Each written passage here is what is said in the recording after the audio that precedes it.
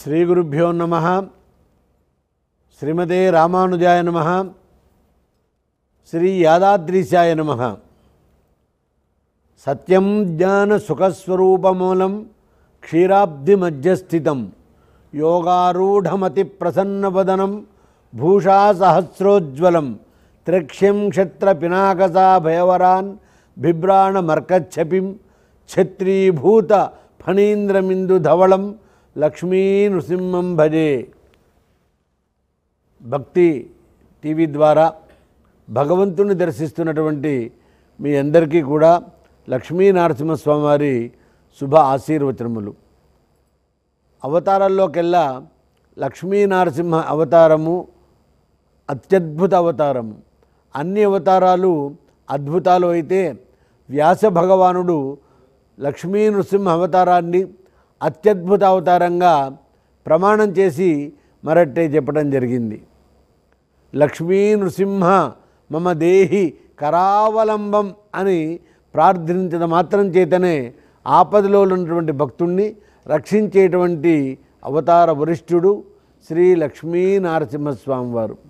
అలాంటి స్వామివారు కృతయుగంలో వైశాఖ మాసంలో సాయంకాలం సంధ్యా సమయంలో స్వాతి నక్షత్రంలో బ్రహ్మదేవుడు హిరణ్యకశిపుడికిచ్చిన వరాలకు భేదం లేకుండా అభేదభయుడై స్తంభోద్భవుడై ఆవిర్భావం చెందినారు. అలాంటి ఆవిర్భావం చెందినటువంటి రోజే నృసింహ జయంతిగా ప్రపంచంలో ప్రసిద్ధికెక్కినది. భక్తులను రక్షించడంలో పరదైవం శ్రీ నారసింహావతారం.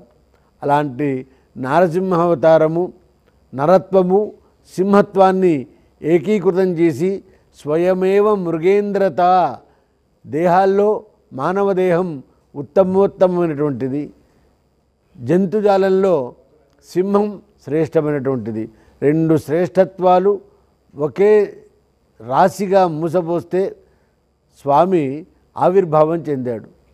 అలాంటి నృసింహస్వామి వారు మొదట పరము అనేటువంటి స్థానంలో బ్రహ్మాది దేవతలకు కూడా అవాంగ్మనస గోచర స్థితిలో ఉన్నాడు. తర్వాత వ్యూహం అనేటువంటి వ్యూహాన్ని స్థాపించుకొని మహాలక్ష్మీదేవి పాదసేవనం చేస్తూ ఉంటే సృష్టి రచనా కార్యక్రమాన్ని అక్కడ నుండి ప్రారంభించాడు. అది కూడా భక్తులకు అందుబాటులో లేదని స్వామివారు విభవము అనేటువంటి స్థానానికి తన కార్యనిర్వహణ కార్యాలయాన్ని మార్చుకున్నాడు.